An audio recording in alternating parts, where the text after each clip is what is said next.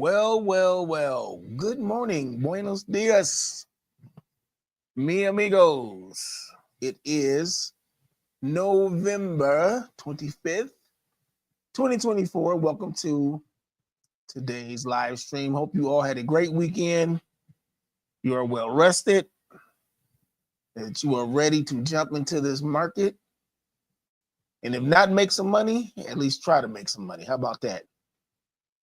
Being the CEO of your own portfolio. I am Jamie Irvin, and welcome to the morning show with Jamie.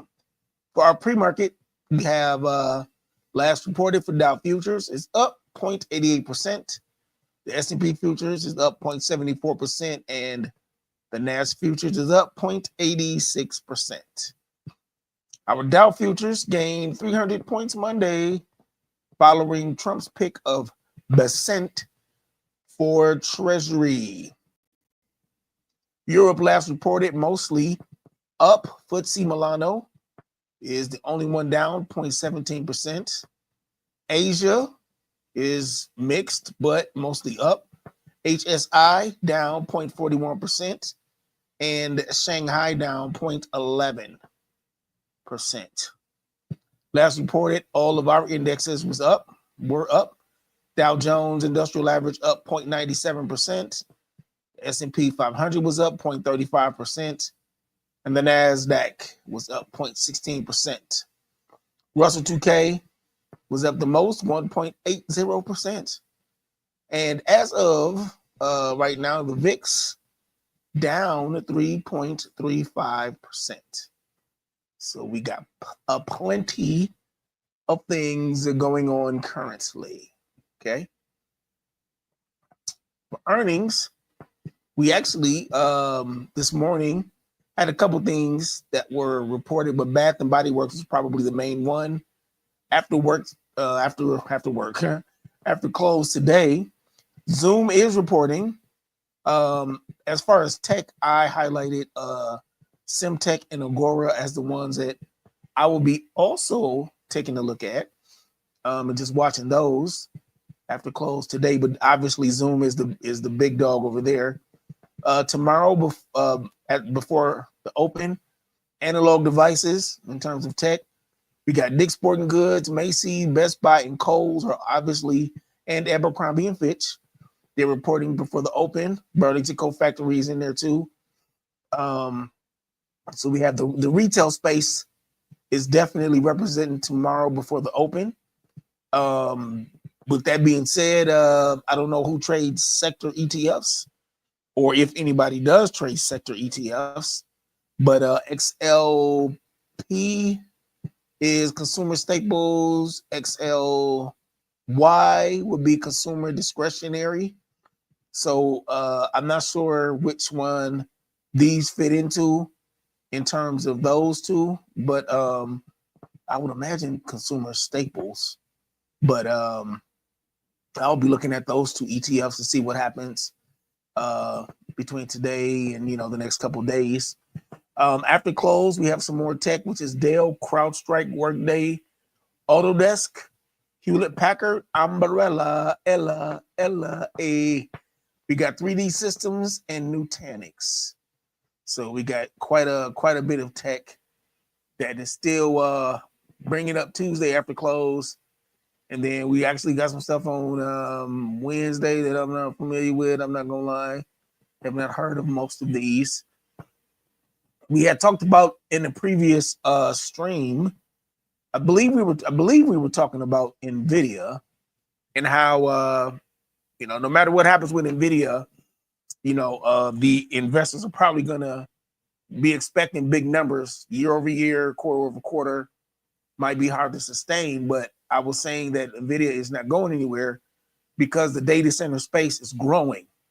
And so this is a great example of what I mean by that. I don't know if you guys will be able to click on this link if I drop this in the comment box, but I do think if you can highlight it, want to highlight and paste it, if you're able to do that, I think it's a great read. Because when I was talking about NVIDIA, I was talking about data centers and AI and how much electricity they need. Well, data centers are growing at such a rapid pace that I'm like, NVIDIA is always going to be in need, and there's always going to be other things branching off that impact what's going on with AI and data centers. So one of the things that is this article is basically talking about is how much electricity is required to power the data centers. But once you read the article, you see how many different areas are impacted with these data centers. Obviously you got artificial intelligence, but you also got data storage. But some of these private companies are buying land in order to house the data centers. So you got private companies buying easily 23,000 acres of land to be able to build data centers on. So obviously that impacts the real estate market, for example. So, and once you're dealing with the amount of electricity that some of these data centers need is so electricity intensive that you're talking very easily. Some of these data centers need enough power that's the equivalent of a small city, a smaller size city.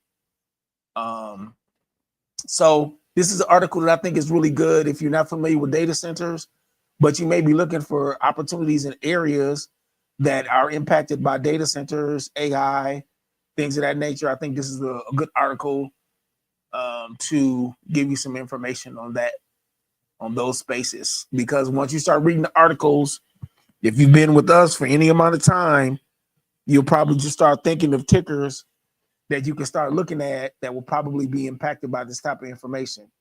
Right now, this is US, they're talking about the US, but obviously, data centers are global. So once you talk about cloud computing, there's plenty of stuff in the mix. For our calendar, ForexFactory calendar, we don't have anything being reported today. ForexFactory calendar, but that is not the case with investing.com.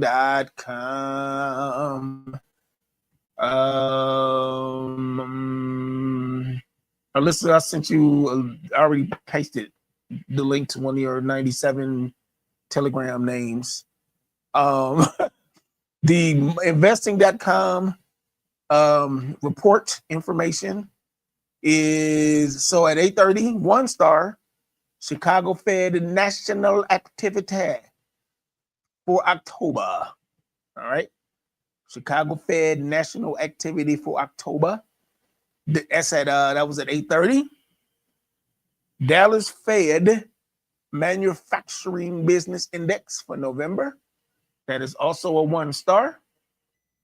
We got that's 10:30, 3-month bill auction at 11:30, 1 star. 6-month bill auction, 1 star, 11:30. 2 stars, 2-year note auction at 1 o'clock. So there's a little bit of something's happening. A little bit of something's jumping off, but not as much as we would normally get. Okay. But we know that there is something. And we also know that investing.com usually has more to give us than what the ForexFactory calendar does. All right, let's take a look at our Mancini numbers. Mancini. First of all, good morning, everybody. Alyssa, Nori Standard, Lady T, Lisa Henry, and Ward Wilson. Janae, good morning. Appreciate you. All right, let's see what we got going on here for our Mancini numbers. Try to blow this. Remember to blow this stuff up so y'all can actually see it on the screen. Patients paid all day Friday here in newsletter. I posted SPX had built a 2-week bull flag with 59.61 resistance and breakout incoming. We got to it and ran to 59.90 plus target. Today, let runners work. 59.90 is weak. 59.83 is support. Oh, I got you. 59.90 and 59.83 are supports. If it keeps 60, 60.08 to 60.13 is reaction. And then 60.27 plus is live. 59.83 fails, fill gap. So I'm going to start with 59.83. You have any tickers or anything that you want looked at, feel free to drop the ticker. All right, so let us take a look at. Oh, you know what? I accidentally logged into my logged to the wrong account. That's fine. This is Think or Swim. We look at that gap up for this morning. Boom. Somebody decided to take off. All right, so we're gonna put the Mancini numbers in here. Right. This is what we'll be watching for today. So we got 59.83. Let's drop that on there. That's going to be the one. That's the if it fails, goes below that. That's when it's going to be an issue. Right? Mancini. I call that the linchpin because that's the one that we want to check to see if it's going to go past. Right? So we'll say, okay. This is the one we're watching. If it breaks past this one, he said, start filling this up right here. Makes sense. So 59.83 is support. Let's get that going. 59.83 is support. And we want to get that in there.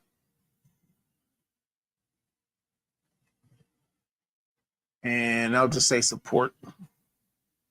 Say sup for support. Sup. Right. And there you go. So when Mancini talked about the gap, I remember there were two of which were filled. I'm not sure what the question is, if that's a question or a statement. Which is which? Is that a statement? Remember two that was filled recently? I think that's what that means. It was two gaps that was filled recently. We'll check them on the 15-minute chart in a second. We got 60.27 as well at the top, which is he's saying if it gets, Jesus, come on now, what are you doing? Just keep going. I got you. I can't keep going because you're blocking my screen. I'm looking at two different screens. What? Okay, so 60.27 is what we're looking at up here. And we're going to turn this into some green. We got cash money. So this is the one that was the live. Say live. Oh, she was saying I have a 58.50 gap in my chart. I got you. All right. She had a 58.50 gap in her chart. So that's what she was referencing. Yes, ma'am. That means that, yeah, that was a previous. Thank you for clarifying. Okay. We don't need to mark our 15-minute chart yet. Before we bounce around to the other tickers, obviously, our Alyssa, I'm assuming, wants to chime in with something. So let's switch it over to her. Good morning, everybody. How we doing this Monday? It's Turkey Day Monday. A little cool down here in Jacksonville, probably a little cool in other places too. The Jacksonville opened this morning at 39 degrees, and then they said we're going up to 80s. Like that's a 40-degree. That them sound like SPX numbers that we're gonna swing 40 points in, a day. But anyway, back to what we're talking about. Yesterday when we were on, I told you all that we didn't have this graphic just yet. I finished it last night, made sure it was published to all the places. So if you, of course, follow me in all the places or any place, any of the places, you probably saw this graphic already, but there's a lot going on here, right? The put credit spread area, we've got everything from, Costco, we've got DIA, we've got Disney is here, Morgan, so we've got money here, we've got hardware here, Starbucks, Triple Q, Schwab is here, TJ Maxx, which would be retail stuff. We've got hospitals, UNH, which is healthcare. Walmart is here. We got all kind of, we got gas.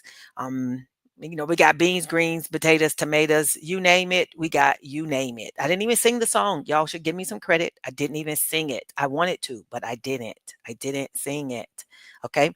Call credit spreads. We've got AbbVie, um, Merck, and Pepsi, TLT, and Iron Condors. IBM, McDonald's is here. 3M, Microsoft is down here in the lower risk because this is, remember, when I pull this list together, I'm pulling it together based on the lower risk things. Microsoft fell into the lower risk neutral side. UPS is there. UPS, I actually hesitated to put UPS here. I know it's showing neutral on the 50 period moving average, but I thought, you can tell me what your thoughts are. UPS as a bit of an upwards move based on the fact that we've got, Black Friday, people will be shipping and sending things that the UPS and FedEx, those make. But now these are only for this week. So just because it's showing neutral for this week doesn't mean it will stay there. So that, that's just something for you to consider. I was thinking about that. But anytime we do iron condors, you should definitely look at entering, one side versus the other and then get the other side based on the direction. So you enter with the trend first. All right. Answer with the trend. And then once it hits some kind of resistance or support, depending on which way there's trending, then you can enter the other side. Okay. I do want you to keep in mind, and Jamie said this, I'm just reiterating that this is Thanksgiving week. It may have low volume. There may be low volume here this week. So you want to be mindful of that if you're putting on weeklies, keeping in mind that theta is going to drain on the Wednesday from Wednesday to Friday. Data drain works out great for us as sellers, but a significant change in price over that period of time does not work for us as sellers. So you want to, balance that and be wise as you're going through the week. Okay. I think that was all I wanted to share. There are a few, I've got another for those who are, hanging out in the, for those who are hanging out in our community or just hanging out here at YouTube. I do have I do have 3 products now that are half off for Black Friday. The latest one today was the Credit Spreads Masterclass. The Credit Spreads Masterclass is what goes with this list. With this list, or is it this list? Depending on which way you're looking, it goes with this list. So this is credit spreads. This is the Credit Spreads Masterclass goes along with this list. So if you're looking at this list every week, wondering what is all this and what is it you're trying to sell, or what is it that what training I can go to go along with this. This is the training, the Credit Spreads Masterclass. It is half off for Black Friday. You can go to educatortotrader.com and use educatortotrader.com. Let me put an R there.com. Use BLKFRRI as your coupon code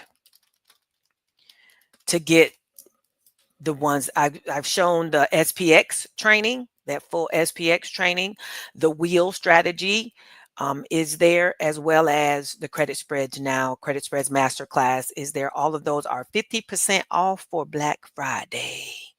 Okay. All righty. I believe that's all I had, Jamie.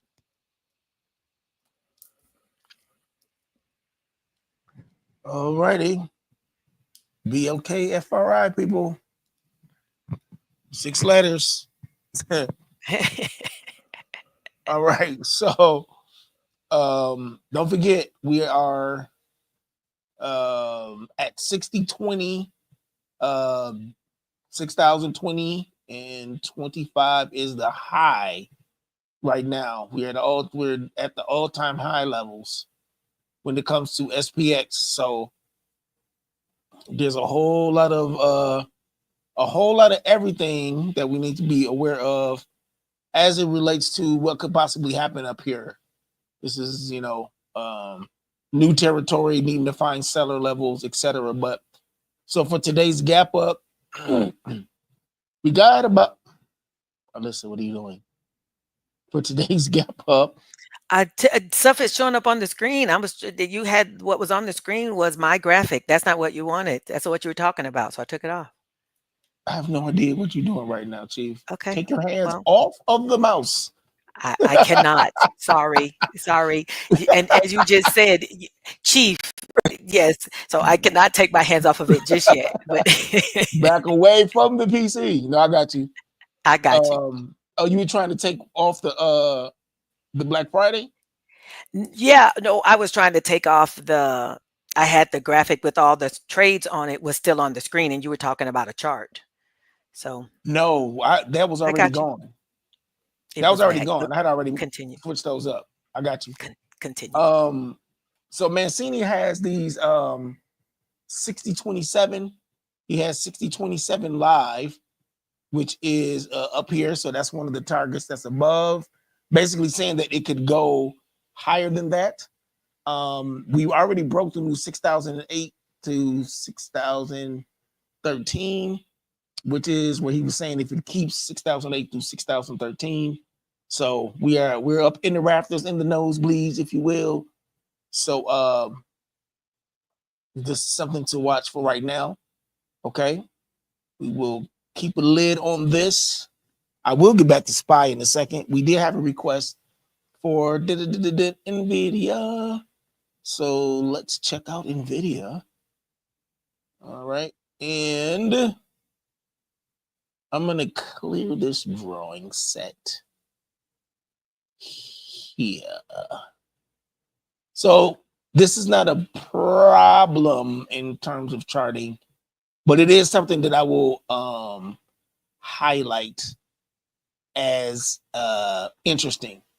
On some of the charts, I've been seeing candles that look like this. It'll be what's called a basing candle. Some people refer to it as a pivot candle, but it'll be way longer than the out candle. So normally when we're looking at candle patterns, let's say formations, I would say formations is probably more accurate. We might be looking at leg in, base, leg out.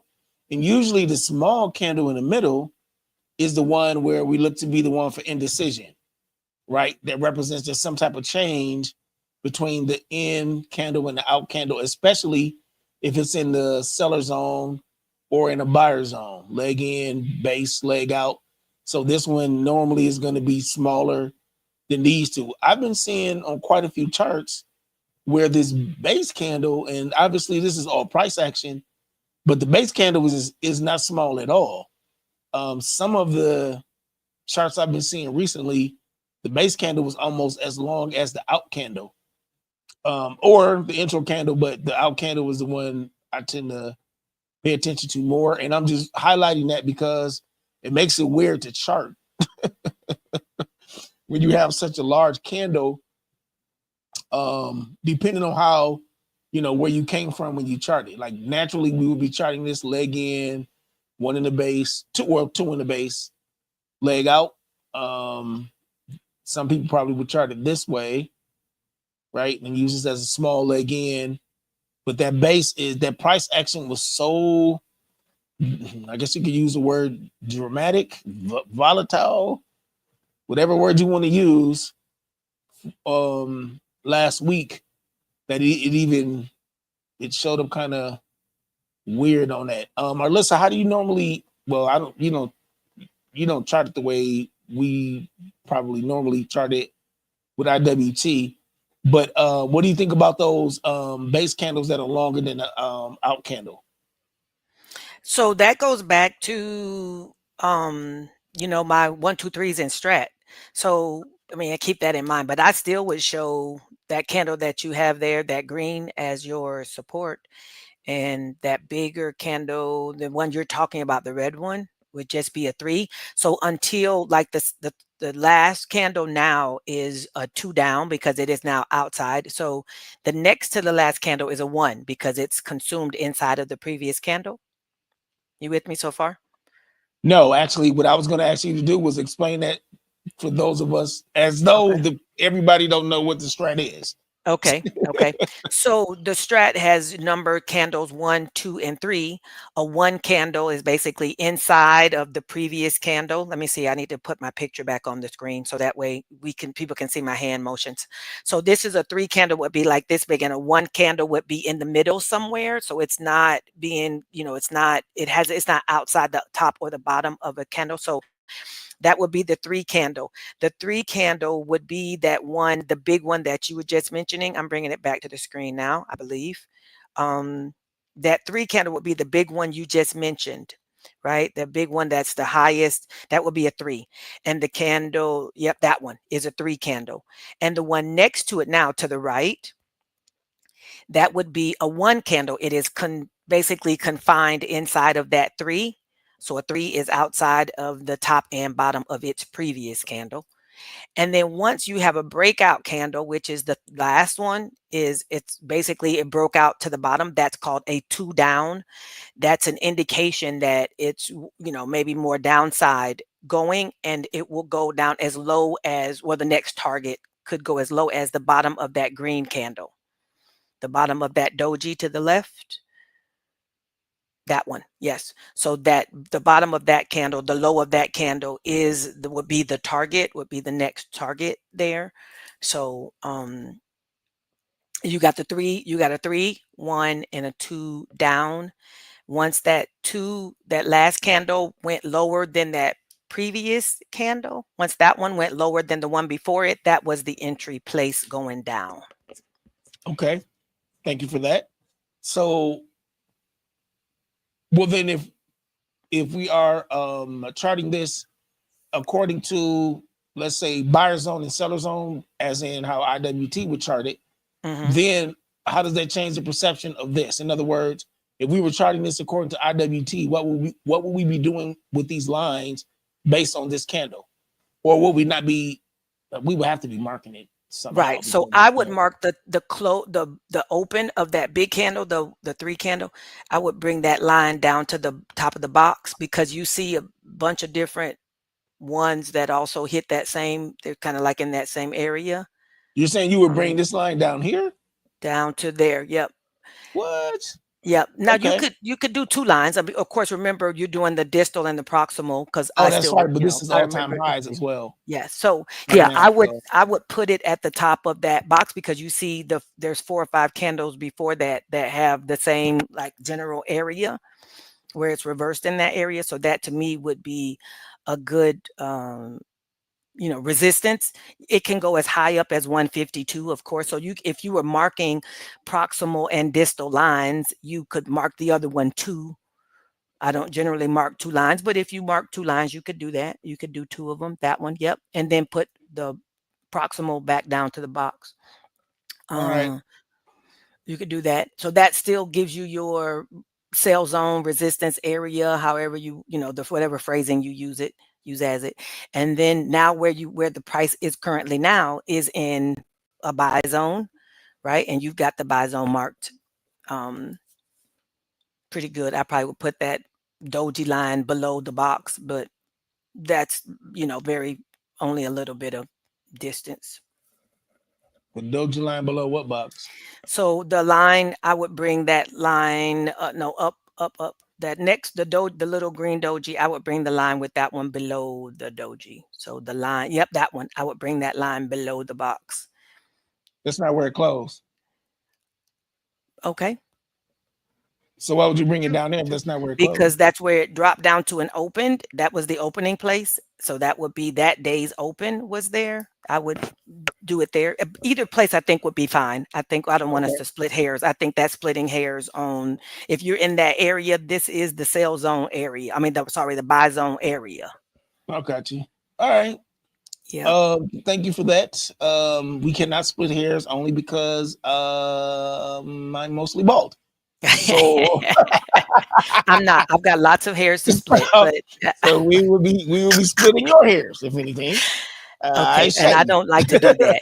I don't like to do that. So I let's keep it just leave all it shaved there. off. So for those of you who are familiar with IWT, buyer zone and seller zone is leg in, base leg out, which is what I was referring to.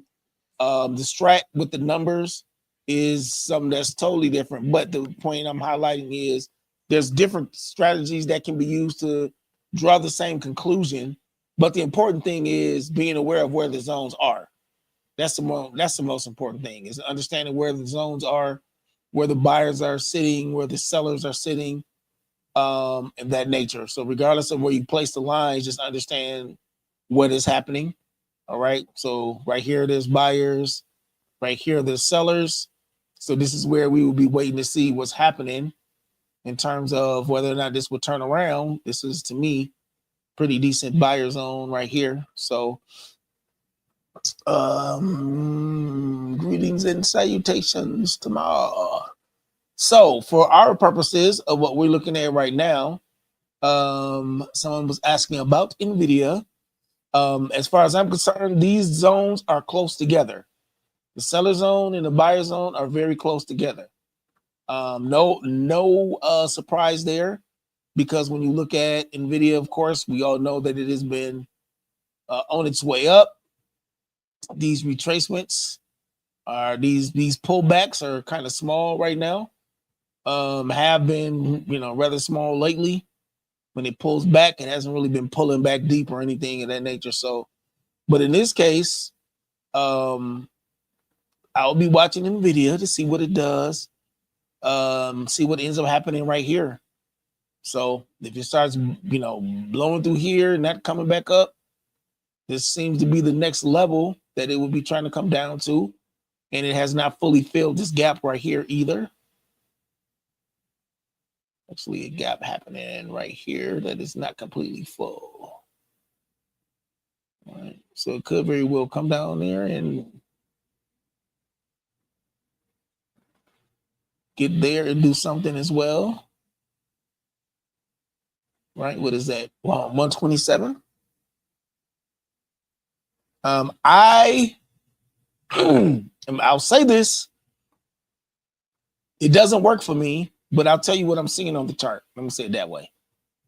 Call credit spreads never work for me when I try to do them on NVIDIA. In the history of me in NVIDIA, there has never been a call credit spread that has worked. Despite the fact that this looks to be pulling back, looks to be dropping, I would have to look at my moving averages and see what the moving averages are saying. Let's see here. Nothing clear as far as I'm concerned. This is the 55. Now this is the 50. Whichever one Peakbot uses. That's the 50 moving average Peakbot uses. So this is the 50 moving average here. This is the 20 and this is the 10. So in terms of moving averages, it is sitting right between two moving averages. The stronger one being at the bottom. So that's something, obviously, some people would be looking to go above this. If you're a seller, we could be looking at going above, doing the CCS for a call credit spread, probably at 143. Somewhere in there, one spread, 144 minus 143. That's $100 collateral, so collected 14 cents. So that's a $14 collected on $100 collateral. That's over 10% return on collateral. So some people would start off going up here and just waiting to see what happens. I'm not upset at all if you chose to do that. 143 is about right here. NVIDIA has already had earnings. So whatever other surprises could be very well news related. I can tell you though, that it's stuff like this that usually ends up triggering for me, because it'll start off with, oh, it's in the buyer zone. The next thing I know, it's going through my call credit spread. So anyway, but if I'm looking for a call credit spread, 143, that's 80%. That 80% out the money. 143 is, yep, 79% out the money, which usually would be considered pretty good spot in terms of it's closer to 80%. So yeah, 127. The current price is 137.57 for NVIDIA. And yeah, 143 is about what that strike would be. All right. So I'm looking for any more just to be on the safe side. So that's how I would start that. I would not do a right now. I would not do a put credit spread. I mean, I'll watch, but I certainly wouldn't be putting any numbers in. See here. I'm going to take off. Notice that the moving averages are showing support for SPY. Okay, we got this young gap that happened right here. Let's do this. Again, since we are at all-time highs, there is no seller's level for us to be able to figure out what you want to do at the top. We got daredevils, don't get me wrong. I say daredevils, you can call them whatever you want to, but in my case, daredevils would be people who may not see a clear seller's level, but will seek to find one in some way. Not something that I'm comfortable with, but I live in my fears when it comes to some of this stuff. So Bob Lariola style. If you don't know who that is, don't worry. But this is what I have for SPY. But again, call credit spread, I wouldn't mess around up there just to be on the safe side. So I would be somewhere in 595. I'll be at 595 is where I would be looking. Too early in the day to tell, but on the one spread, it's about 10%. So about 10 to 12%. So that's $10 to $12 collected on $100 collateral. I wouldn't be mad about that. But we'll have to watch this definitely to see how much of this gap it eats into through the course of the day or what have you. But call credit spreads, I wouldn't be messing around with them for right now. All right. Good morning, Drew. 3778. Is it March 7th? 78? That's for. All right. We're gonna look at Russell. And what we'll do is, so like a lot of the things that we are looking at right now, so this is Russell 2000, the small cap stocks.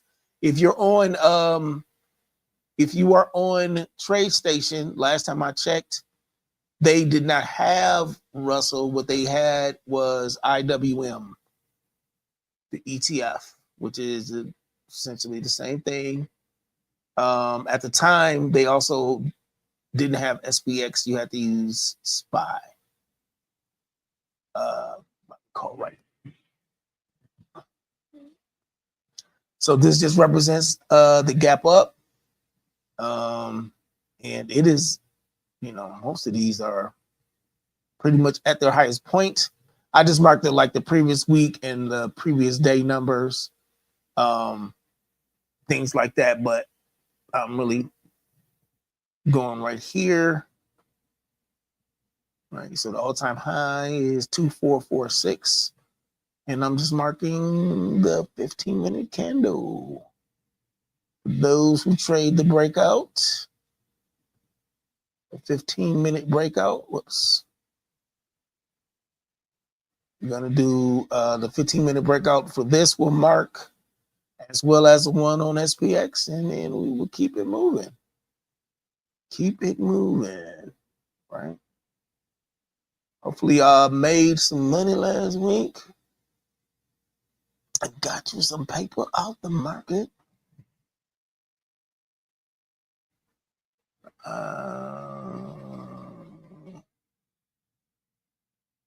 There you go. So this is the first candle. It's been the first 15 minutes. And so I'll be waiting to see what happens for a breakout here in either direction. This gap up from this morning could provide support. So we will see. But as of right now, it hasn't done anything. A lot of times I see Russell break out of its 15-minute before SPX.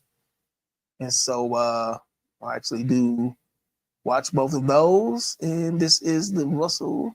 This is SPX on the 15-minute chart.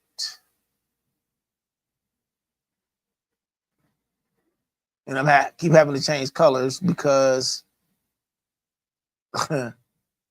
I do stuff from a Mac and from a Windows machine, and trying to get your colors to stay the same is pretty much impossible from machine to machine.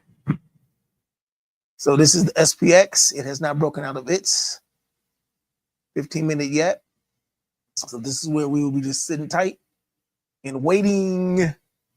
Alyssa, did you want to talk about the membership? You can mention it. You the membership, Chief. Oh, so now we back to Chief. Okay, here we go. Yes, Chief, that would be me. Oh The option seller zone membership. This is the seller zone over here, right? We're sellers, and over in these parts, our membership is open. We basically learn together, we trade together, and we profit together all the seller's way. A wonderfully supportive community. If anybody has been like on our calls as we've engaged with one another, you see that this is a nice little camaraderie we have. We're using profitable strategies that will help us to spend a little bit less screen time. We don't need as much screen time. And we have daily profits that are set to grow your account. All right. So training, support, all the good things that you're looking for. We got all those things over here.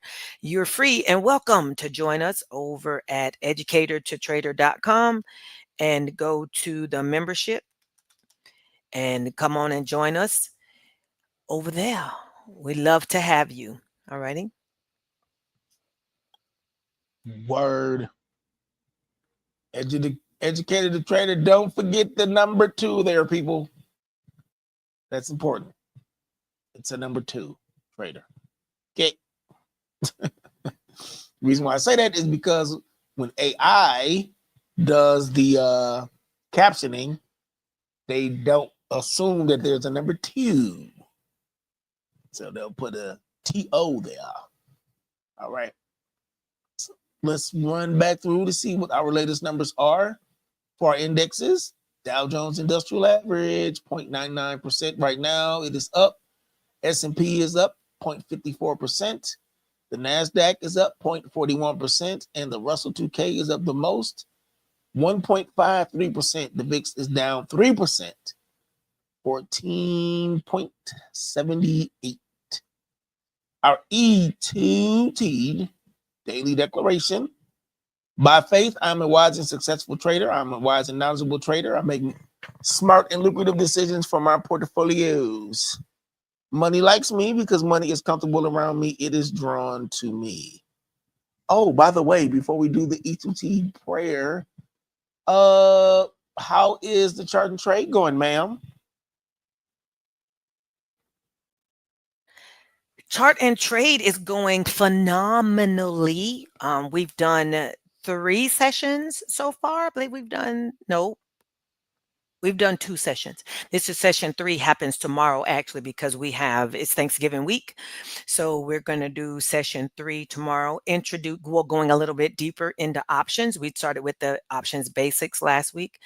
We'll get a little more into options this week and start to introduce the strategies. I've had some people who have been like, I've got my information, but I don't know how to use all this. And I was like, yeah, we're building. If I was to drop everything that you needed all on you at one time, people who already lost, you'd really be lost if I dropped all this information on you in one sitting. So tomorrow, we will hit some more options basics, and then we'll start to work our strategies. But it's going well, going very well. Those who want to join us, you still can. If you're ready for the strategies, if you already know options basics and you now ready to join in for the strategies, then come on and join us again over at educatortotrader.com. Join the membership that automatically puts you into chart and trade. All righty. You are welcome. You are welcome here. You're welcome over there with us. Awesome, awesome. All right, everybody. Our E2T daily prayer. Thank you for that, Alyssa. Our E2T daily prayer, Lord, give us wisdom and knowledge for our trades today. Help us to make smart and lucrative decisions for our portfolios. All right, everybody. We don't have anything according to our ForexFactory. We don't have anything major, but investing.com says otherwise. But in terms of any heavy hitters stepping up to the plate for earnings, after close today, Zoom will be the only one. So this should be an interesting day of trading. That being said, thank y'all so much for swinging by. We appreciate seeing you. Appreciate you hanging out, giving us the tickers that you need. All right. Alyssa, you got anything you need to say before we bounce? Okay, everybody. You all have a great trading day. And we will see you all on, I believe, Wednesday. I believe the market is open on Wednesday. So we will see you all on Wednesday. All right. Enjoy your Thanksgiving if we don't see you. Definitely enjoy your Thanksgiving if we don't see you. Y'all have a good one. Bye, everyone.